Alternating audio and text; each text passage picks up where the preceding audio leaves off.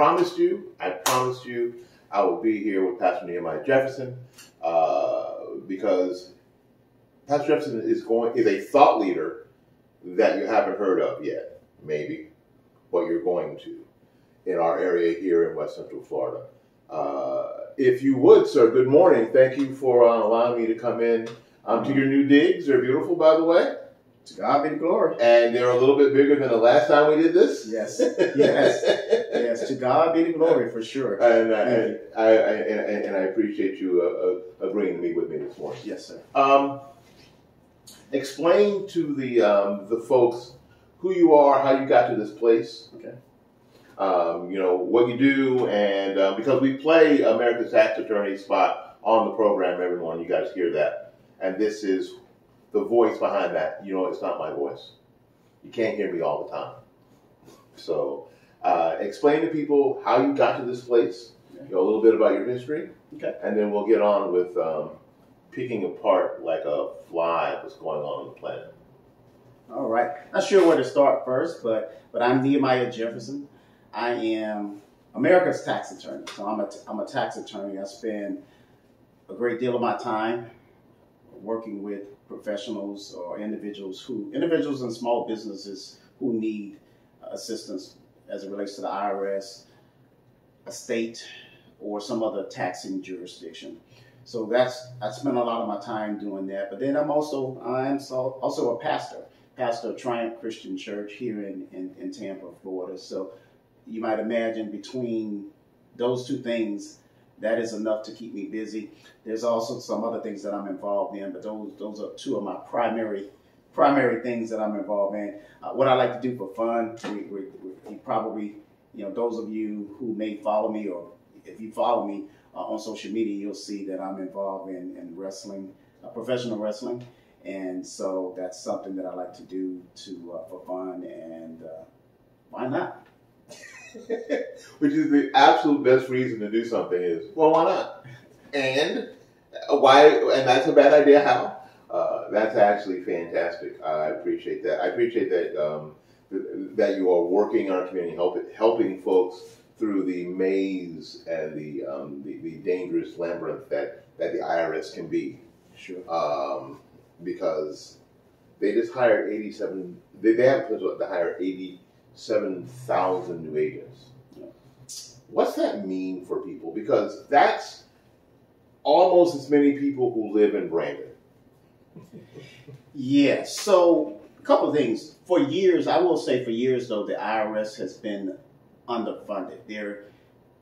I think each and every year their funding may have, or let me just say over the past probably 20 years, we have seen that their funding decrease. And so what that has affected is customer service. So a lot of times you can't get anybody on the phone. If I were to try to call the IRS right now, I'm probably going to get some type of recording, and I'm not going to be able to get through to resolve whatever issue that I have. So from a funding standpoint, the IRS, everybody should know the IRS is not like some large organization. It's not a lot of people.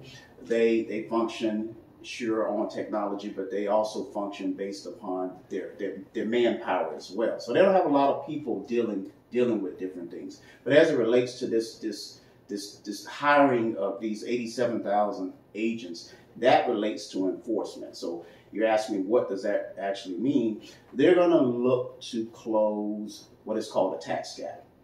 For years, America has had a tax gap. The tax gap is simply what the government thinks that they should be collecting versus what they actually collect. And it's billions of dollars. That tax gap is billions of dollars. So the IRS would say, or the government would say, each and every year we should be collecting a certain amount of money, but we're only collecting not quite as much, well, a lot less than what they expect to be collected. So by having this additional manpower, these agents, now they can spend more time or put more resources into auditing or examinations to make sure that people are paying what they're supposed to be paying. So that's what it actually means for you and I as taxpayers, for small business owners. A few years ago, I attended a conference in D.C. It was a tax conference, and some of the IRS professionals that were there, they basically told us what they're going to be looking for, where their focus would be. So again, at this particular time, this is now, I can even say 5 years ago. So they limited funding, but the funding that they had, they were going to focus in on small businesses, specifically in the area of employment taxes, payroll taxes.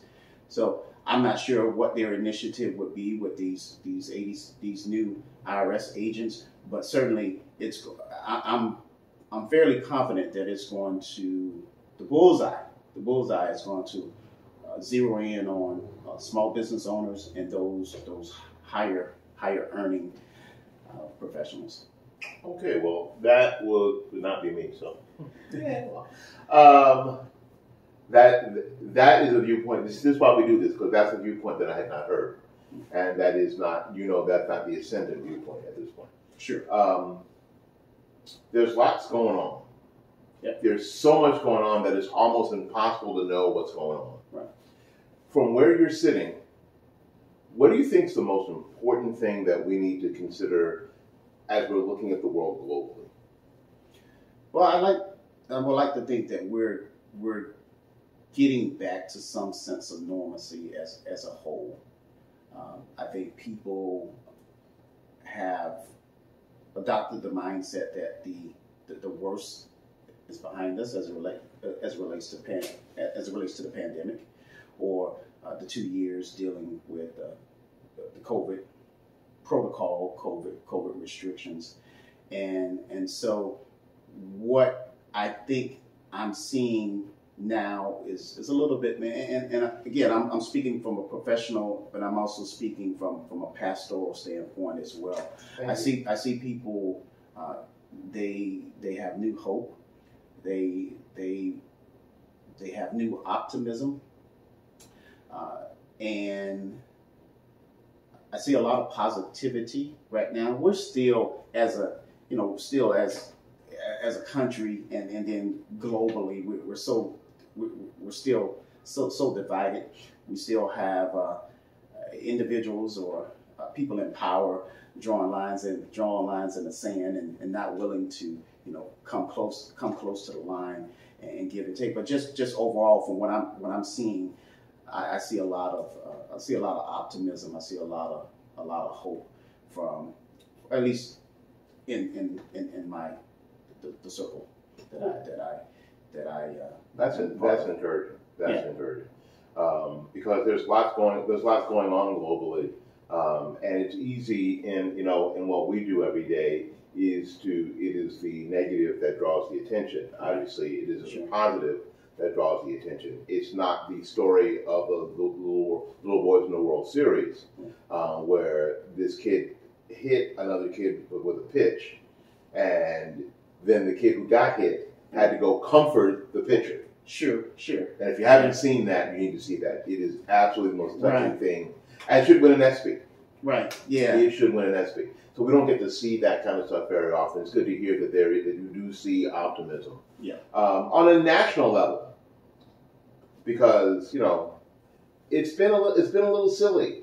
Yes. I think that's probably the easiest, gentlest way I can put it. It's been a little silly, right, especially the past 18 months or so. Sure. Yeah. One of the things I definitely am seeing now is that probably more than any time in recent history, I'm not so sure people are, just in general, the American people are so manipulated. They haven't been manipulated as much recently. I said, well, they're not, let me say it this way. People are now thinking more for themselves and not necessarily being persuaded by the national media, or what we would call the mainstream media. Because people are, I hear people now are saying just, and again, people that I come in contact with who would probably, from a political standpoint, lean only one way and not necessarily consider a different way. But they're saying, you know what? Just 2 years ago, I was not paying $4.50 for gas. I mean, that's just something that just hits home. They're saying, gosh, I now spend $800 when I go to the grocery store every month. A couple of years ago, I was spending $500, $400 or whatever. And so that's what is generating these new thoughts from individuals that I have come in contact with. They say, wait a minute, things were different. So they have pause now, and they're thinking, but why is this the case? And then they're doing their own research to try to figure things out. So this past 18 months has been an eye-opening experience for, I think, a lot of people, because there's no doubt, regardless of what political side that you're on, the fact of the matter is, we're dealing with real life situations. Inflation is a tax on, talking about taxes, tax attorney. Inflation is a tax on everybody. And so many of us have been affected in some way, shape, or form. Yeah, I think you're absolutely right. I think once we get back to an old concept that most people have what we used to call kitchen table politics or kitchen table economics. Yes. So when you get to the end of the month and the bills are on the kitchen table, that's when you make the big decisions. That's when you know if what people are doing are affecting you in a positive or negative way. Sure. And I think people are back to that. And gas prices are this big sign in the sky that we pass by every day. Sure. And rightly or wrongly, people are using that as a barometer. Right. More so a barometer than the Dow. Sure. Absolutely. Because the Dow dropping 100 points today, quite frankly, didn't affect you at all. Right. Not at all. Sure. But when you go to work and gas is $4.01 a gallon, and you come home from work because you figure I'll get gas on the way home, right. And now it's $4.30, you're like, that's an effect right sure. now that you can yes, see. Sir. Yes, sir. And I think you're right. I think that's giving people reason to pause and go, what's really going on? And some people are actually doing their due diligence, right. And walking away from what we call legacy media and sure. looking for other sources, yeah. which I think is a good thing.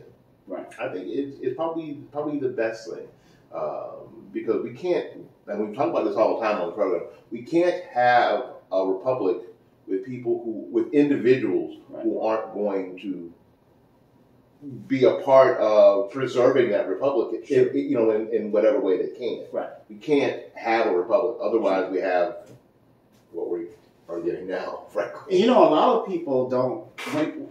During election time, a lot of people don't want to talk about economics, but economics is the main driver, is the main engine of literally every decision that is made. It's the economy stupid. It's the economy stupid. Every law that is passed has an economic component that's tied to it. So, at no time when we're discussing politics should there not be the discussion about the economics. It should almost be that we should not worry about politics and talk about the economy and the economics of the situation, sure. and let the politics be downstream, right. Sure. of the economic conversation. Right. That might be a more productive way to go. Sure. Yeah. Okay. We've gone globally, we've gone nationally, and now we're going to go statewide because it's going to get silly soon. Yes. Because we are in midterms. I did go vote yesterday. Y'all saw me. I did go vote, and I encourage us all to use what's left of our system. And midterms for me are super important because that's when you can make changes in personnel sure. a lot easier than you can in a general sure. election. So, what's your thought about voting? I don't need your opinion on individuals necessarily. Mm-hmm. Just in general, a lot of people have thrown their hands up and say that this is not a system that's working. So, what do you think? Well, I certainly encourage everybody to exercise the privilege that we have here in America to vote and to bring about change. If we don't like what's going on, we can put forth the effort to vote, put forth the effort to vote those individuals out of office that we don't like, or for whatever reason made decisions that don't work for us. It's not always that's not the case in other areas of the world. You know, I think we lose sight of the freedoms that we have, and one of the best things that educations that anybody could have is to just leave the borders of the United States and go to some other places and see how things operate there. Brittany Griner found that out, didn't she? Unfortunately, she did, and I do hope. But it should be a lesson for the rest of us too. It absolutely should. We must obey the laws when we go to these other countries. We know that things are. We know that the sentence is harsh. For the crime, but at the same time, I do think that at some point, I don't foresee. Yeah, I certainly could be wrong. I don't foresee her being there for 9 years. I just think over a certain period of time, within the next few years or so, hopefully, I think they'll America or whoever is in charge of getting her home will be able to secure her release at some point. But there's some irony in that situation, and I hope that she will appreciate the freedom, some of the freedoms that she had here. I hope that other people learn I just hope that people learn the lesson. Sure. I've been in education all my life, and every time we walk down the street, we have an opportunity for an education that you couldn't pay for. Sure. Yeah. All you have to do is, can you learn these lessons? Right. Can you see? And if you don't have to experience it to learn it, that's the best way. Right. And you're right. Unfortunately, Brittany Griner is learning a serious lesson. Right. One of the comments I heard was that she wasn't, when she was arrested, she wasn't read her rights. Do they read rights in Russia? Right. Yes, and I thought,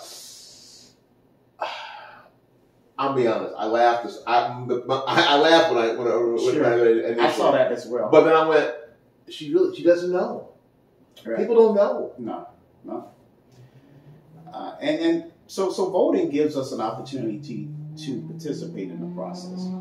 We all have a voice. It gives us a voice, and so I would definitely encourage everybody to vote. No, there's really no reason that we should not vote, or like I said, participate in the process. I agree. Participate in the system. Go vote. Yeah. And here in Florida, we have a lot of early voting days. We have early voting hours from 7 to 7, 12 hours a day, 6 days a week. Sure. So I don't think access is a problem. No, I've been since 2004. Since 2004, so that would be about 18 years. I've been voting by absentee or voting by mail, or whatever you want to call it. We'll call it absentee. Absentee voting. Absentee voting. I've been doing that because when I initially went to law school, I went to law school out of state, and that was the way to vote. And so now I live in Pasco County, but now there's a little box on the ballot that says, would you like to continue voting this way, essentially? Okay. And so I don't stand in lines. I'm not concerned whether my vote is counted, so to speak. I don't have those type of superstitions. I don't think that there's any problem with respect to access. Because I read the national media and read certain things and see certain things in the media, and many would have you believe that they're a group of people who are so disenfranchised that that they can't vote, but that's just not the case. We have many different ways in which we can make sure that your ballot is counted. And unfortunately, I was at the supervisor elections office here in Hillsborough County yesterday, and me and one other lady were the only people in there voting. There were more people working there than there were voting there, and it was middle of the afternoon, so that was kind of a shame. Okay. So, and I think you're right. People are saying that there is a segment of the population that is disenfranchised, and for some reason can't. I don't know, because Pastor, we can't get an ID. We don't know how to get an ID. We don't know. Right. We don't know how somehow. And we talk about this on the program all the time. So my viewers and listeners already know where I am with all this. That somehow that I, a college-educated person, cannot figure out a way to get an ID. I can't figure it out. I can't use it. And you know what? I don't have an Office Max next to clear close to me. Sure. I can't. Right. I can't figure it out somehow. Right. Yeah. That's certainly a false narrative that has been put forth, and I mean, you know what? That's legalese for lies. These false narratives, people believe them, and it's unfortunate. And I those individuals who have gotten to know me know that I'm a major proponent of education, and one of the tenets of ministry that God has provided to me was education. That's the number one tenet of ministry: education, edification, and exaltation. So big on education, and so people need to really educate themselves about any number of things, and especially believers, especially Christians. I mean, there are people out there who have put forth the premise that Christians shouldn't be involved in politics, and that's so far from the truth. I don't even need to even get into biblical discussions about this. But if you're concerned about how can you expect an ungodly person to make a godly decision? That's just you can't expect that to happen. So if we as believers or Christians or whatever your belief is, if you want people to make decisions that are in line with yours, you've got to participate in the process. Democrat, Republican, it doesn't really matter. Christian, non-Christian, you got to participate in the process. So it really goes back to voting and being involved, being engaged, educating yourself, not necessarily getting all your information from mainstream media, or social media. You have to do your own research. Yeah, and I think that's important. I think that is super important. We've seen, I think in the past couple of years, and we mentioned this earlier, that it's kind of amazing how much information people were acting on from legacy media, places like MSNBC and CNN, New York Times, Washington Post. How they were leading the narratives. Sure. I might have told you once, and I know my listeners and viewers have seen, my first real interview was with a dude named Andrew Breitbart. He was amazing. I was horrific. He was awesome. Yeah. But he told me, he said, Willie, listen, whoever controls the narrative controls the whole thing. Right. True. Whoever controls the narrative controls the whole thing. Yeah. So we have a couple of choices. We can buy them all up and fire everybody and start again, or we can build our own. And he was in the process of doing that. Sure. When he died. And I often look back at that, and this is why I do what I do. I don't know what I'm building, but I'm building. That are we doing that? As we're doing that as Christians, are we building enough of our own in order to control the narrative of how Christians need to participate and behave, and what we take in and what we filter out? Are we building enough?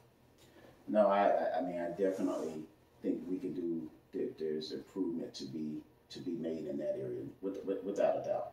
And I mean, it could start. And I mean, it can start with things that we have control over. We have control over our social media. We have control over what we post, how we carry ourselves, what we write, how we dress, how we look. Those are things that we have that we have control over. Even I take the approach that, the things that I put out there, I'm really, really conscientious about them. I always want them to have a specific message. There's usually some type of underlying or subliminal message that a positivity that I'm trying to put out there. But then even when I see different posts that maybe I would not make, I try to if I choose to comment, which I'm doing that pretty much it's almost non-existent that I'm commenting. But when I do make a comment, I want it to be positive. I want people to see a different side of what they think they do. The opposite of what they would probably expect. There's so much vitriol. We just got to get back to loving people. I think America, I certainly can see it in America. We've just gotten away from just loving people. There's a lack of humanity. There's a struggle. There's a struggle in society as it relates to just viewing people as human beings. Where does that come from? Where is it so easy to discount the humanness of another person? Well, everything begins with the heart. Everything begins with the heart. I think I did a message right after the George Floyd situation, and there's all types of views on that situation, but we saw a world who at least for a certain segment of watching that video saw a human being that was literally being the breath was being. We saw somebody die. We saw somebody die. Right. Most of us have never seen anybody die in any situation. Most of us have not seen 87-year-old grandma pass away at home. Sure. We've never seen anybody die. Sure. And so I think I preached a message, and it was a message about the heart. But the book of Jeremiah says the heart is deceitfully wicked above all things. And I sort of talked about in that message how we need to experience open heart surgery. So people's hearts are there's so many people that have turned away from the traditional values, the traditional beliefs that they were raised from. And I'm really specifically talking about, I'm not talking about ungodly people, I'm talking about godly people. That's where, Bible talks about if my people, he's talking about my people. He's not talking about ungodly people. That's why I'm constantly preaching and telling people you can't expect you can't expect godly things from ungodly people. So if it's a dog, so God's people, the dog will bark. Yeah. Please don't expect the dog to meow. Exactly. It's never going to. Exactly. So God's people, believers, we as the church, the body of Christ, we've got to get back to, there's some things that we've gotten away from. And I know for a fact that God is not pleased with it at all. I don't know how. There's only one Bible.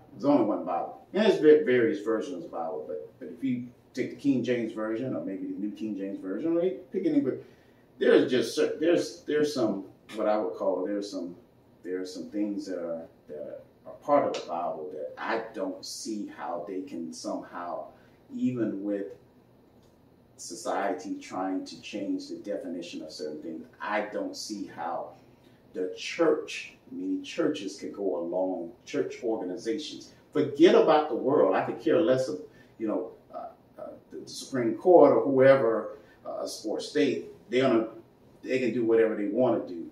But I'm talking about the body of Christ. There should be so much variation and division within church bodies.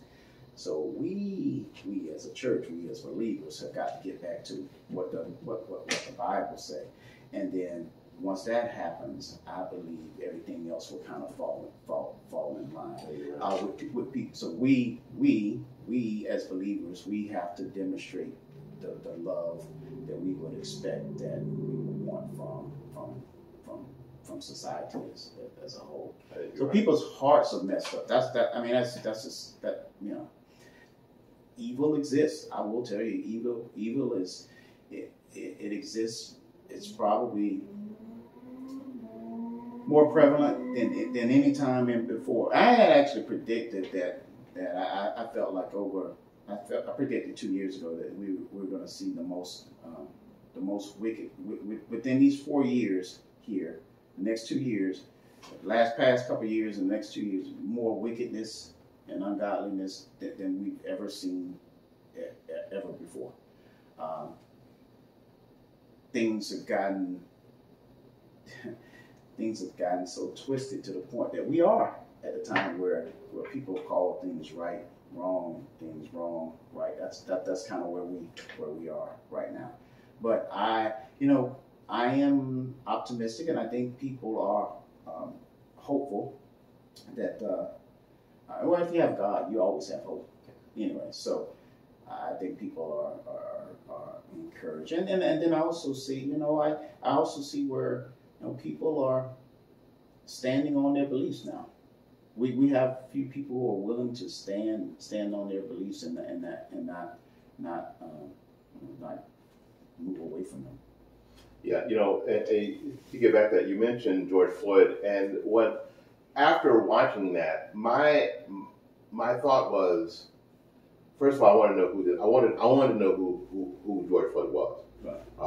As opposed to being used for whatever purposes George Floyd got used for. Sure. I want to know who he was, and he was a person who was a little younger than me, so he wasn't a young person. Right. And I thought, how sad is it that this life was aiming this direction. Right. His whole life as an adult was heading that direction. Mm-hmm. And I thought that was the saddest part of the story that nobody ever told or anybody ever cared about. Right. Yeah. Yeah. I mean, I think one of the best things that we can do if we truly love somebody is to try to help them in some way, shape, or form. Before it gets to that. Sure. Because a lot of roads, we talk about this all the time, a lot of roads only lead to one place. Yeah. They only lead to one place. Sure. No, and the bigger, and I talk to, whenever I can, prior to practicing law or while I was in law school, I had the pleasure of interning at a criminal defense firm. And so I think there's a lot of things that I learned, and there's a lot of things that I'm learning now, even as an attorney. But the more efforts, more resources should be put into prevention and programs that would make sure that young people are pointed in the right direction. Now, there's no doubt that in our community, the black community, now there's literally no debate about this. There's no doubt that, when I grew up, born in the 70s, and grew up in a predominantly, it's pretty much all black neighborhood or community, and I could only think of one individual who was being raised by his grandmother, with the exception of that one individual. Everybody else had there was a mother and a father in the household.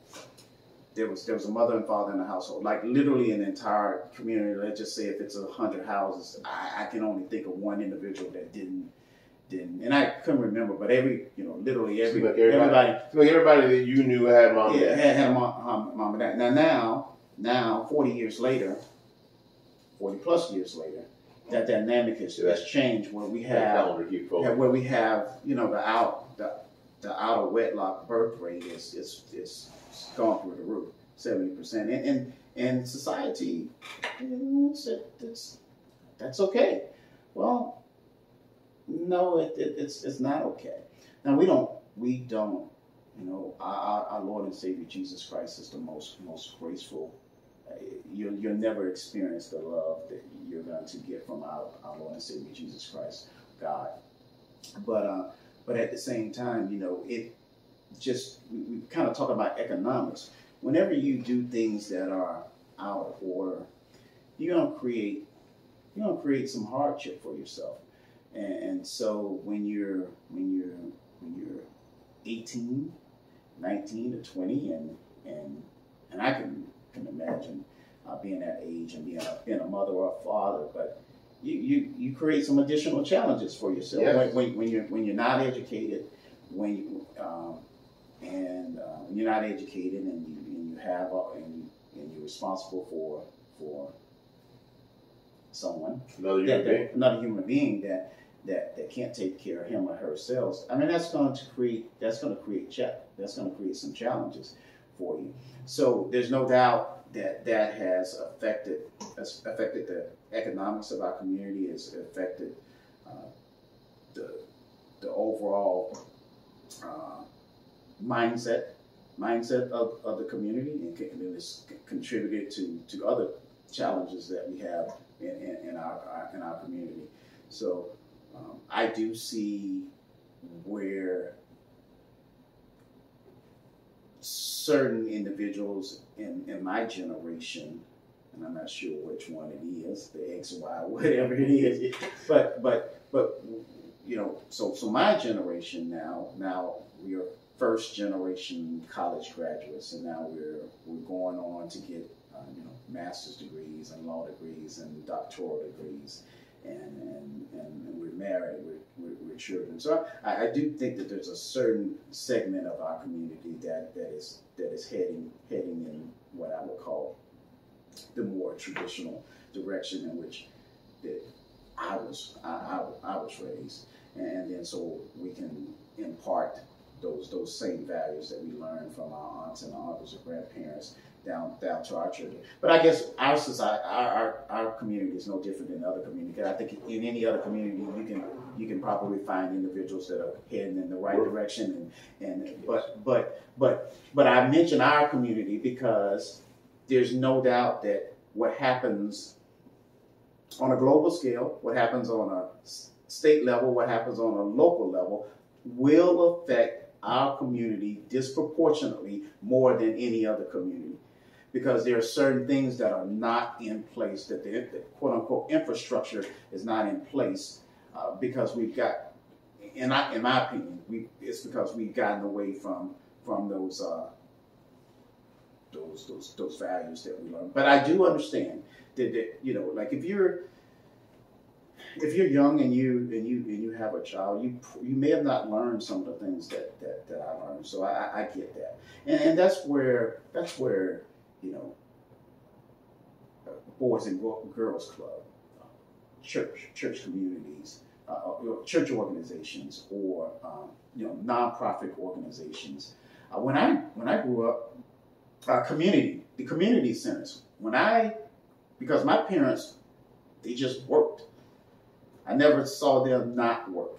So when I got out of school, which was 2 or 3 o'clock, my refuge was Walker Ford in Tallahassee. Was Walker Ford Community Center, J. Gaither Park. Those community recreation centers, I think, are extremely important. I think that it was a place where I could go, a safe place where I could go. I could play basketball, I could learn swimming lessons, I could karate lessons. Well, they had all these programs that were there, and so it was almost like an after school program. It was always a place that I could go, and so I was there for 2 or 3 hours, and then 5 o'clock, 6 o'clock, then my parents could come pick me up. So those places are important. Organizations are important, I think, to help foster an environment in which that is positive, where these young kids can go and get a different perspective than what they may see. One of the best things that people can do is just get outside of their environment. I think you're right. I think you mentioned the word. The word is perspective. Yeah. Because everything in life is how we see it and how we think about it. And if you see a certain thing all the time, Right. you'll think that that's the normal, right, okay thing to do. Right. That's why we see a lot of people in our community who have children at 17. Strangely enough, their kids are having kids at 17. Because it becomes a cycle. And if that is your perspective on how things ought to be, with the people that you know and people that you love, then it's hard if you don't see something else. Sure.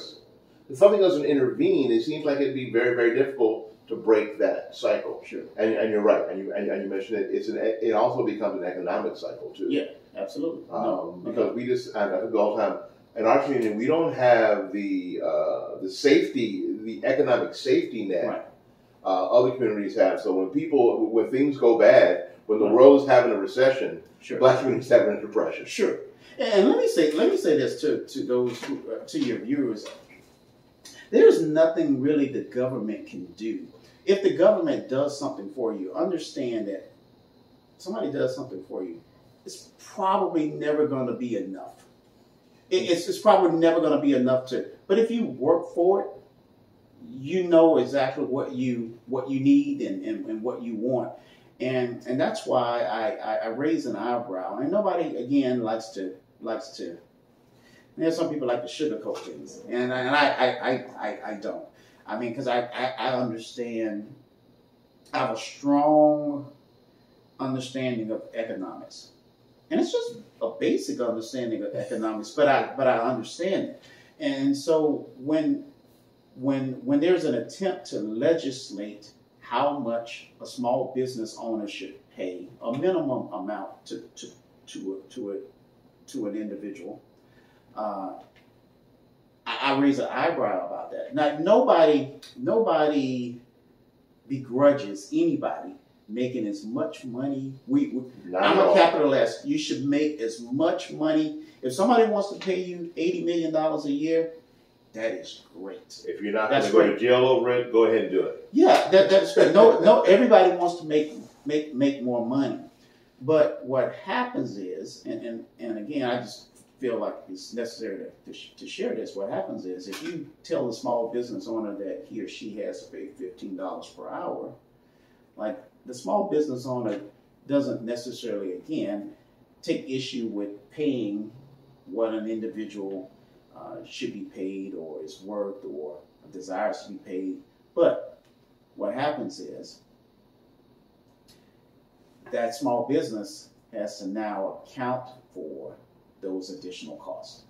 So I have a small business. I employ about 75 people. I had increased operating costs, which include, insurance, and some other just general operating costs.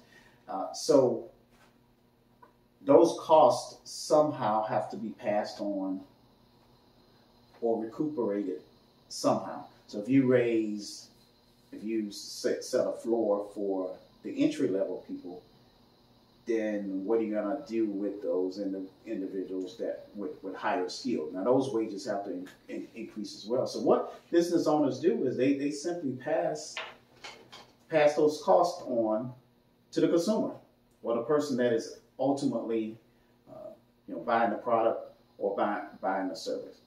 And so what typically happens, and we see it now, especially here in Tampa, especially here in Florida, the very people that you intend to help by trying to legislate, you end up hurting. So, perfect example here, and I know it's a big issue locally here in Tampa, Florida area, St. Pete, Tampa, is rent. It's rent. It's, I don't want to use the words that it's out of control, but it is clearly market driven right now. and so we've seen an increase in housing. The cost of housing in general, whether it's rent or buying a home, has increased. I mean, many people. Florida's always been a populous state. There's no doubt about it. Florida has become exponentially popular in the last 2 years. Yes, it has. And Tampa area is even more popular now than South Florida, because people can move to Tampa and spend $200,000 or $300,000 less on a home, even though the home is still pretty expensive here now, because everybody is wanting to be in the Tampa area. And you can have the best of both. You can have the South Florida weather and not the South Florida traffic and not the South Florida prices. And so, but we see people who don't have a lot of education or don't have a lot of skill being affected with what I would call a housing. I'm somewhat hesitant to use the word crisis, but it's a dire situation right now for like you. So even at $15 per hour, somebody makes $15 an hour. It's not enough. And I'm constantly talking to even the people that I employ at $16.50, $17, and $18 per hour is what we pay.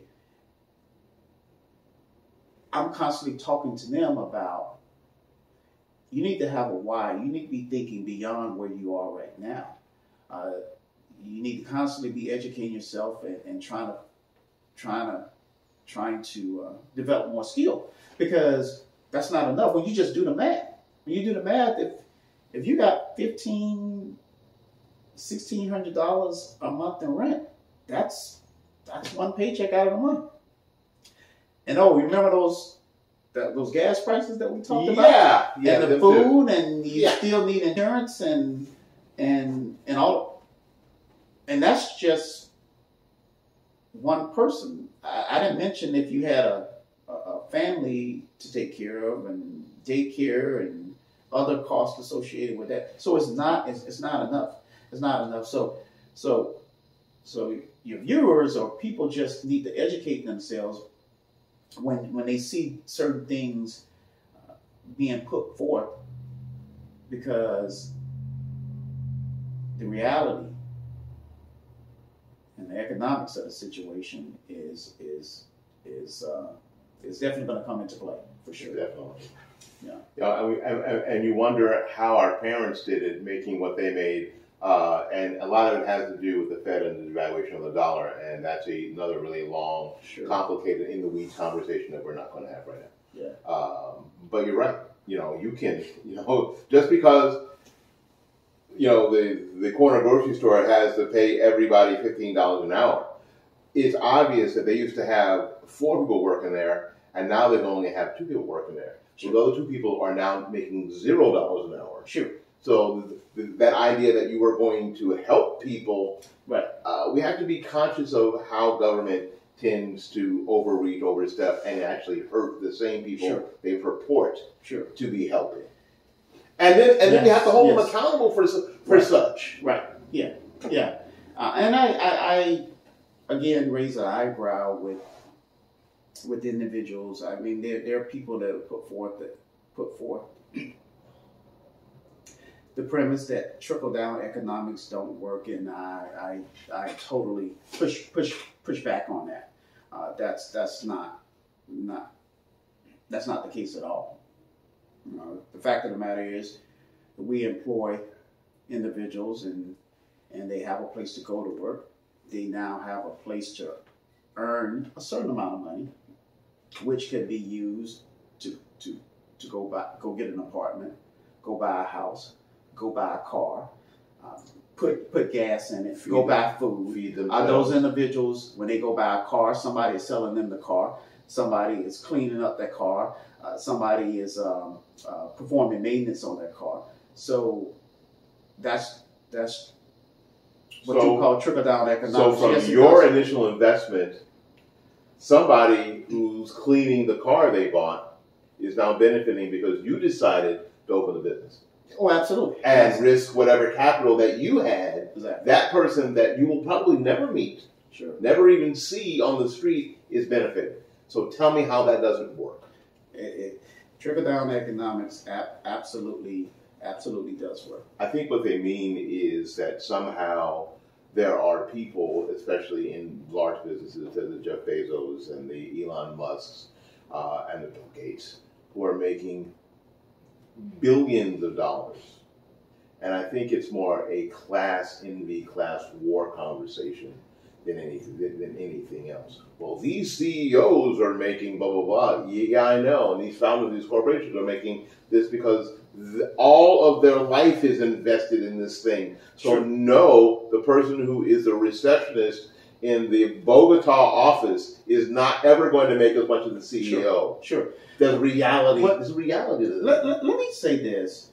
God has gifted every human being with talent. I would argue that God has gifted every human being with multiple talents. There is a gift that every one of us has that if we discover it, and if it's our passion, we can figure out a way to use that gift and our passion, monetize it, and make the choice to make as much money as we want to make, like literally.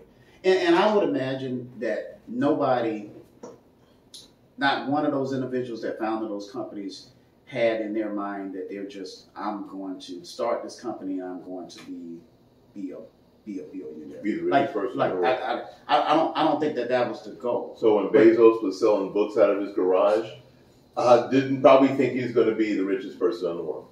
Probably not. But I don't think he thought about that. But the other thing I don't want people to, I want you to understand you got a talent, but then you also live in a country that everybody is trying to get to for one reason and one reason only. Because this is a country that we call it the land of the free.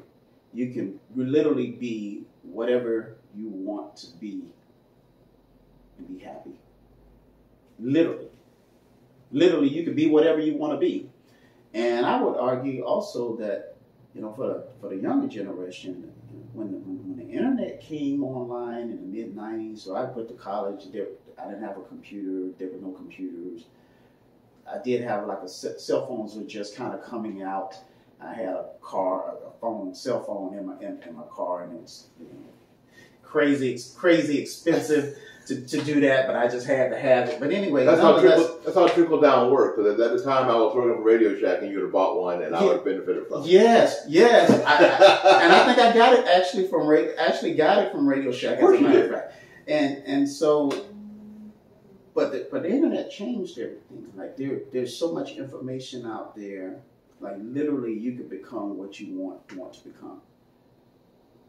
And don't really have to cost you a lot other than your time and your sacrifice. So yeah, there's always been wealth envy in this country, and some of the individuals who are putting forth the wealth envy narrative are some of the richest people that when you talk about Nancy Pelosi worth $100 million. Now, so she didn't start off 100. When she got to Congress, she wasn't worth $100 million. But that's a whole nother subject. But so these individuals are putting information out there and to the ether, to the society, and they are. But there's some of the more wealthy individuals that is the weirdest thing ever, isn't it? That are out there, but I've always said, I'll say it on your program because I tell anybody I don't shy away from that. Democrats in general, and this is a general statement. Let me preface my comment. We talk about generalizations because if you can't talk about generalizations, you can't talk about anything. Yeah, this is a general statement. Democrats have the worst message but the best messengers. Republicans have the best message, and we serve it on a garbage can lid. But the worst messengers. they just the worst messengers. That's why when you see individuals who maybe look like me but don't subscribe to certain ideology, that's why we're the most vilified, or the considered the most threatening to the Democratic hold on the black vote. I know you didn't pivot to this, but there are many. I didn't, by the way. but there are many.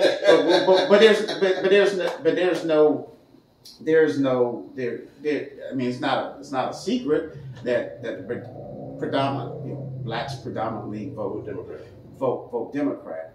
And I recall I began to think different when I was in high school, 10th grade. I took an economics course. Again, everything goes back to economics. I took a 10th. And so during that time, I'm not sure, so this is in the 80s, we would do what are called mock elections in high school. So, and I think during that time it was, I want to say Ronald Reagan, Jimmy Carter, somewhere in that area, so in that era. And so I used to ask, well, who? So I'm asking parents, well, who you vote for? It's Jimmy Carter. Or you vote Democrat, And I'm like, everybody would just say Democrat. I'm like, well, why is nobody talking about? So I took this economics course, and I literally learned how things work from an economic standpoint. And it so happened that the back then, the teachers, they could just tell you what they are, or what their beliefs are. Now it's a little bit different. You get, you may lose your job if you say, who you really are. But I said, well, wait a minute. This makes sense. I want to pay less taxes as possible.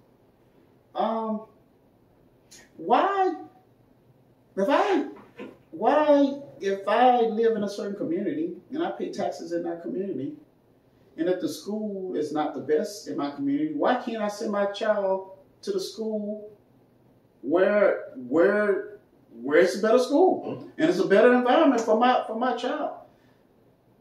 So I was thinking,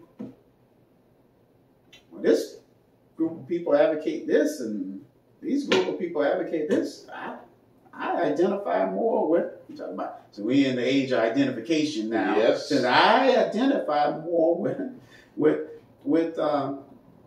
this platform, and if you now let's talk about a pastoral standpoint. Now I'll say this, again, I don't hold back. There's only one group, and we're just talking about two parties. There's one party that is putting forth ungodly things, and there's one party that is not. I'll let you all figure out which one. Should be easy to figure out. So for those individuals who are watching that are Christian or call themselves Christian, just look at what is being put forth. Now, at some point you gotta make a decision, and so it's okay to be independent. It's okay to have an independent thought. It's okay to say, well, you know what? There are tons of videos out there right now, and it's interesting to see, many eyes being open. Again, good messengers, bad message, versus bad messengers, good message. You might imagine and see how things can get a little cloudy. It's funny that you said that. I said, we have such a great message, or like a great dinner served on a garbage can lid.